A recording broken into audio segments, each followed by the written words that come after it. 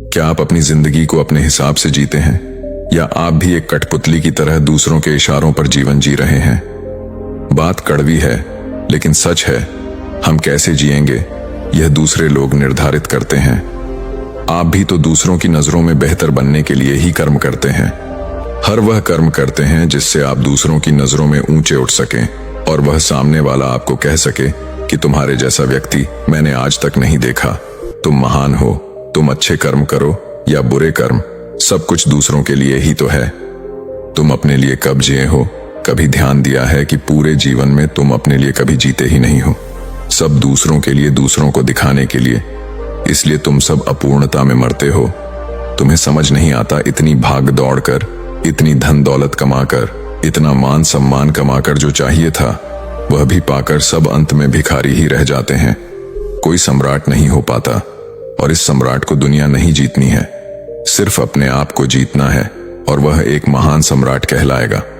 तुम्हारी जिंदगी इस बात पर अटकी है कि लोग क्या कहेंगे। आप लोगों की नजरों में बेहतर होना चाहते हैं, लेकिन आप कितना भी बेहतर हो जाएं, लोग तो कुछ न कुछ कहेंगे ही। तथागत गौतम बुद्ध जैसे महान बुद्ध को भी लोग भला बुरा कहते हैं, तो आप क्या चीज है? जबकि तथागत गौतम बुद्ध से पवित्र और संपूर्ण जीवन किसी का नहीं है। इसलिए लोग क्या कहेंगे, इस रट को अपने जीवन से बाहर निकाल फेंकिए और अपने आप को पहचानिए।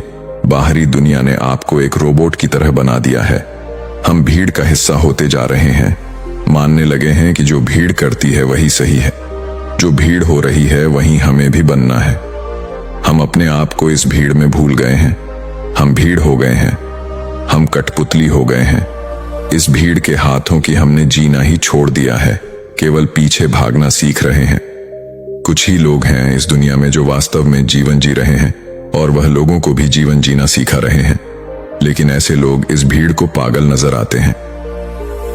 आइए दोस्तों, इसे एक कहानी के माध्यम से समझते हैं। एक सम्राट के यहाँ एक पुत्र का जन्म हुआ। इकलौता पुत्र था। बच्चे को कुछ भी पता नहीं था।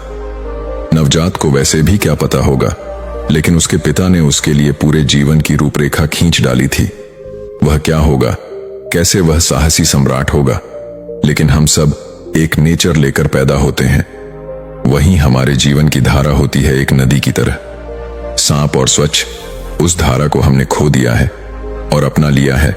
उस बच्चे का भी एक नेचर था, उसे सम्राट नहीं बनना था। उस बच्चे का मन नाजुक था, वह जल्दी ही करुणा से भर जाता था। हिंसा में उसे आनंद नहीं आता था। उसे नृत्य करना पसंद था, उसे चित्र बनाना पसंद था। यही उसकी जीवन धारा थी, जिस पर अगर वह चलता तो संपूर्णता को प्राप्त करता। लेकिन उसके पिता को यह पसंद नहीं था। वह अपने बच्चे से नाराज रहने लगा। उसने हर वह जतन किया जिससे वह अपने बच्चे में एक सम्राट के गुण डाल सके, लेकिन बच्चे पर कोई फर्क नहीं पड़ रहा था। धीरे धीरे बच्चा बड़ा होने लगा। बच्चों की खास बात होती है कि दुनिया में क्या हो रहा है उन्हें इस बात से कोई मतलब नहीं है। वह जो हैं बस वहीं रहते हैं। लेकिन अब वह बच्चा बड़ा हो रहा था। समाज से कुछ चीजें उसके भीतर आ रही थीं। अब वह बाहर के बारे में भी सोचने लगा था, लेकिन नेचर तो अभी भी इसका वही पहले वाला था। वह सम्राट अपने पुत्र से बहुत नाराज रहने लगा। वह उसे बात बात पर ताने मारता कहता कि तुम्हारे जैसा पुत्र होने से अच्छा था कि मेरा कोई पुत्र ही नहीं होता। लोग कितना हंसते हैं मुझ पर, तुम जानते हो। वह मेरे बारे में कैसी कैसी बातें करते हैं, और यह सब तुम्हारी वजह से है। पुत्र को पिता की बातें लग गई थीं। उसे निश्चय किया कि वह केवल अपने पिता के लिए ही अपने आप से समझौता करेगा, और वह सारे कार्य करेगा जो उसके पिता चाहते हैं। एक बार पिता खुश हो जाएंगे तो वह वापस अपना साधारण जीवन जिएगा। वह एक योद्धा बना, एक ऐसा योद्धा जिसे हरा पाना नामुमकिन था। उसने कई लड़ाइयां लड़ी, उनमें वह विजयी हुआ। हर बार उसे लगता कि उसके पिता उससे खुश हो जाएंगे, लेकिन हर बार उसके पिता सम्राट कहते, अभी तुम्हें और सीखना है, अभी तुम पूरे नहीं हुए हो। पिता की नजरों में पूरा होने के लिए पुत्र ने अपनी पूरी ताकत लगा दी, लेकिन वह समय कभी आया ही नहीं। वह पुत्र भी अपने आप को भूल चुका था। उसके अंदर की करुणा क्रूरता बन गई थी। हमारे साथ भी कुछ ऐसा ही होता है। लोगों की परवाह करते करते, जिम्मेदारियों को निभाते निभाते हम अपने आप को भूल ही जाते हैं और एक ऐसी जिंदगी को अपना लेते हैं जो हमारी कभी हो ही नहीं सकती। खुशकिस्मत है वह लोग जो वही जीवन जीते हैं जो वह हैं, वह खुलकर इस जीवन का आनंद लेते हैं। एक दिन उस युवराज की नजर एक गांव की युवती पर पड़ी।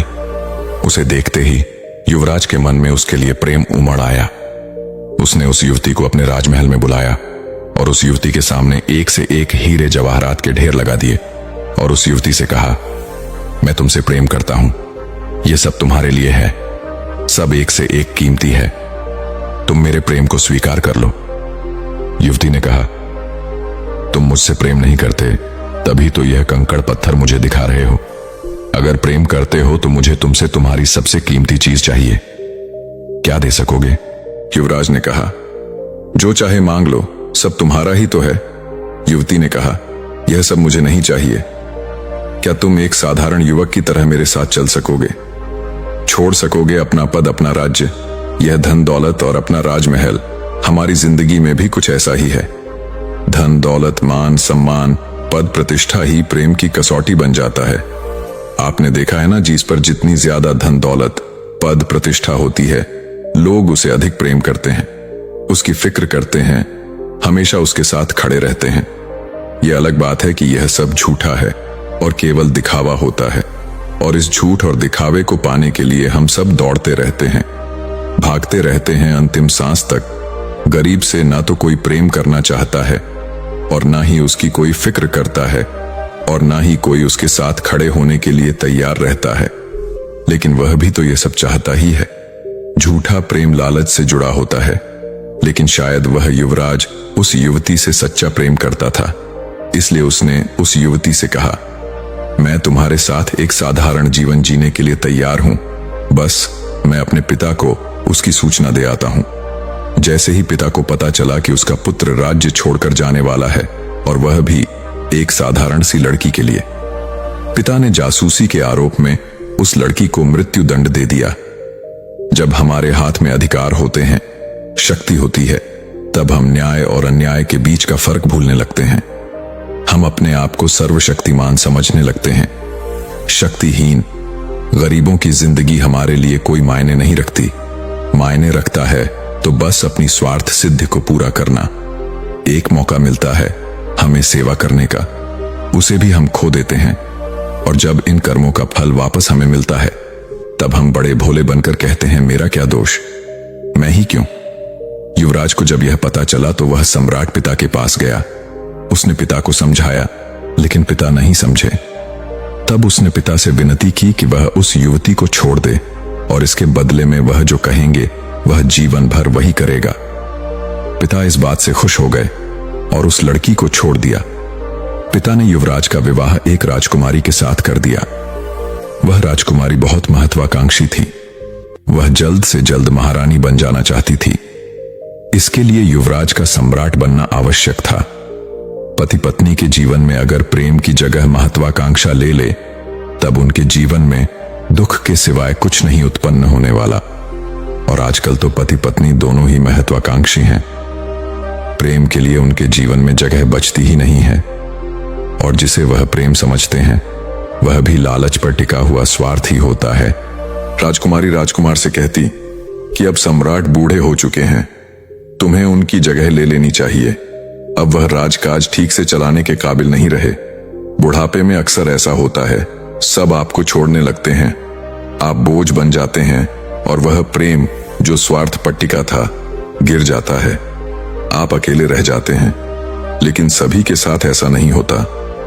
कुछ को तो बुढ़ापे में और अधिक प्रेम की प्राप्ति होती है।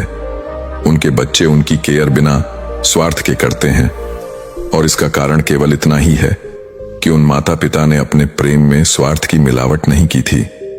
राजकुमार को राजकुमारी की बातें सही लगने लगी। राजकुमार को पता ही नहीं था कि वह अपने पिता से नाराज था। बचपन से वह अपने पिता से नाराज चल रहा था। इसी नाराजगी के कारण अपने अंतर में अपने पिता के लिए वह क्रोध को पालता रहा। वह अपने पिता के पास गया और उनसे कहा, आप बूढ़े हो चुके हैं, आपको अब आराम करना चाहिए। आप मुझे सम्राट घोषित कर दीजिए, इसे अब मैं संभाल लूंगा।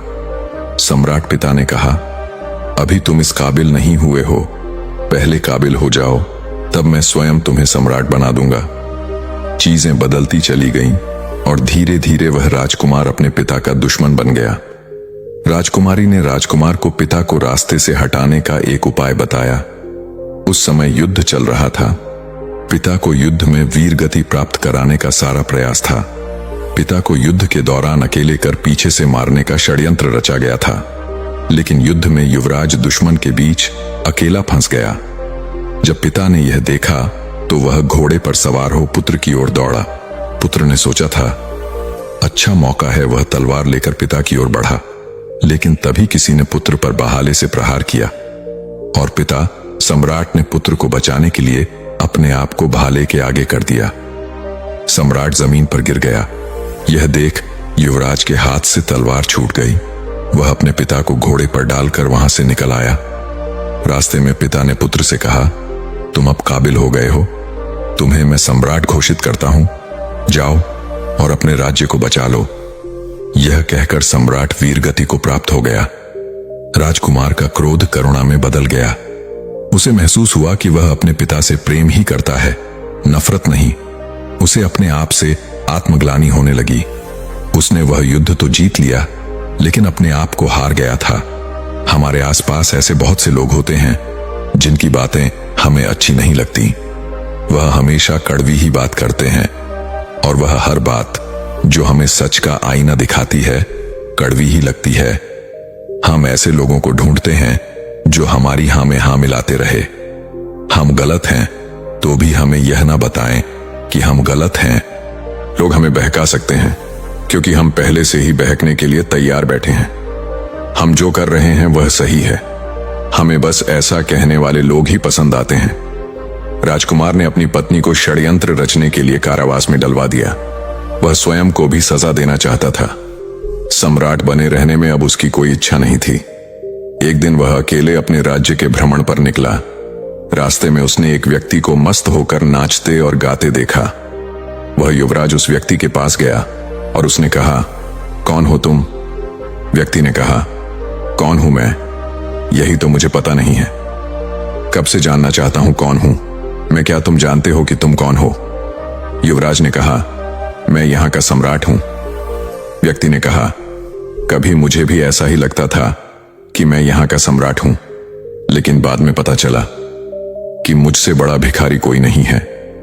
युवराज ने कहा, तुम समझ नहीं रहे हो, मैं वास्तव में यहां का सम्राट हूं। व्यक्ति ने कहा, मैं जानता हूं आज इस राज्य के तुम सम्राट हो। कभी इस राज्य का सम्राट मैं भी था। मैंने ही तुम्हारे पिता को यह राज्य अपने हाथों से सौंपा था। तुम्हारे पिता मेरे सेनापति हुआ करते थे और तुम यह भी नहीं जानते होंगे कि तुम्हारे पिता ने जिस गरीब लड़की को जासूसी के लिए मृत्युदंड दिया था वह मेरी ही पुत्री है। युवराज उस व्यक्ति के चरणों में गिर गया और कहा, मैंने अपने पिता से आपके बारे में सुना था, आप ही मुझे बताएं, मुझे क्या करना चाहिए? मैं सम्राट नहीं बनना चाहता। वह व्यक्ति युवराज को अपने साथ एक जगह पर ले गया और कहा, देखो सामने उस विशाल वृक्ष को देखो, इस वृक्ष की तरह सम्राट बनो। इस वृक्ष पर कई तरह के प्राणी वास करते हैं। यह सब इस वृक्ष की प्रजा है और यह सबका ख्याल रखता है, सबकी रक्षा करता है, सबको भोजन देता है। हम जैसे पाप इंसानों को भी छांव और भोजन और लकड़ी देता है। और देखो तो जरा, इसमें जरा भी अहंकार नहीं है। यही असली सम्राट है। लोगों को सताना, जमीन छीन लेना, युद्ध में रक्त बहाना, यह असली सम्राट का कार्य नहीं है। जाओ और अपनी प्रजा की सेवा और रक्षा ऐसे करो जैसे यह वृक्ष करता है, तब तुम महान सम्राट बनोगे। अपने लिए जियो, लोगों को दिखाने के लिए नहीं। अपने आप को पहचानो, जिसमें खुशी मिले वही कार्य करो। हम सब भटक गए हैं और काल्पनिक दुनिया में जी रहे हैं जहां हर कोई हर किसी को बांधकर घसीट रहा है। ध्यान से देखोगे तो पता चलेगा, हमारे विचार हमारे नहीं हैं, हमारी सोच भी हमारी नहीं है। हम हिंदू परिवार में पैदा हो तो हिंदू हो जाते हैं, मुस्लिम परिवार में पैदा हो तो मुस्लिम, सिख परिवार में पैदा हो तो सिख, ईसाई परिवार में पैदा हो तो ईसाई। कभी सोचा है कौन है जो हमें यह सब बना रहा है? अंतर में तो हम सब एक ही हैं। एक काल्पनिक व्यवस्था लागू कर दी गई है जो हमें यह बताती है कि हम इस धर्म इस जाति के हैं और हमें दूसरे धर्म या जाति के साथ कैसा व्यवहार करना चाहिए। विश्वास करना यह सत्य है कि किसी ईश्वर ने, किसी भगवान ने, किसी भी धर्म के ईश्वर ने धर्म या जाति नहीं बनाई है। हम सब दिखावे के लिए जी रहे हैं, बस इसलिए हम भीड़ हो गए हैं। जो भीड़ को मंजूर वही सही, वह एक अकेला हो जाता है यहां पर जो स्वयं को जानने के लिए निकलता है, और उससे भी लोग पूछते हैं कि किस धर्म से, किस जाति से हो भाई, और तब वह अगर हंस दे तो कहते हैं कि पागल है। उस राजकुमार को तो बात समझ आ गई और वह अपने नेचर पर वापस लौट आया, जहां उसमें करुणा और प्रेम था।